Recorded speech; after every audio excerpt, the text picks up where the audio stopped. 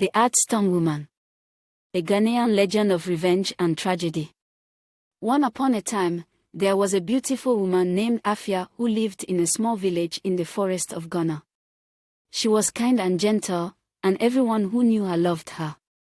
One day, Afia was walking through the forest when she came across a handsome man.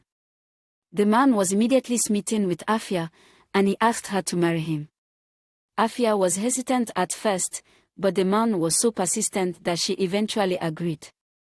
The man and Afia were married a few weeks later, and they lived happily together for a time. However, the man's true colors soon began to show. He was possessive and jealous, and he often made Afia feel insecure. One day, the man came home from work and found Afia talking to another man. The man flew into a rage and accused Afia of cheating on him. Afia tried to explain that she was innocent, but the man didn't believe her. The man grabbed a knife and slashed Afia's face, cutting her mouth from ear to ear. Afia was horrified, and she ran away from the man. She wandered through the forest for days, trying to escape.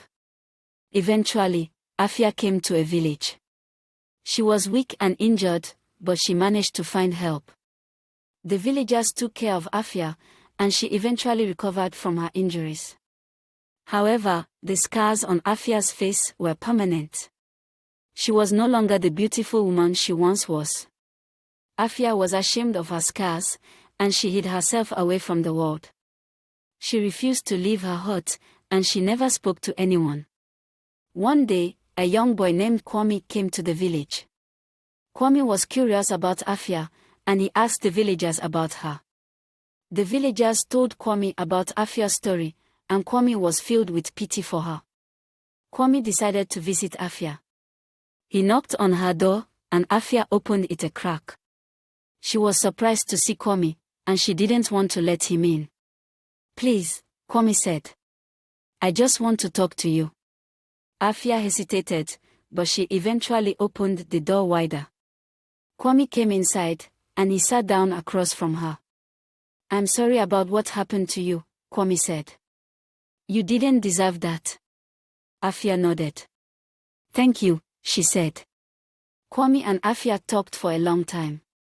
Kwame told Afia about his life, and Afia told Kwame about hers.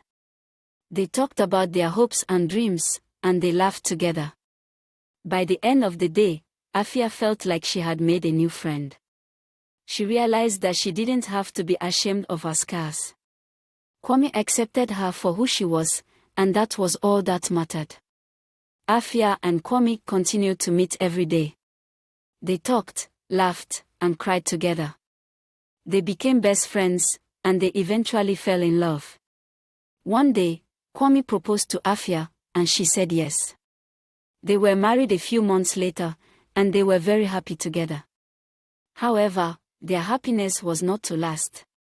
One day, Kwame was out hunting when he was attacked by a wild animal.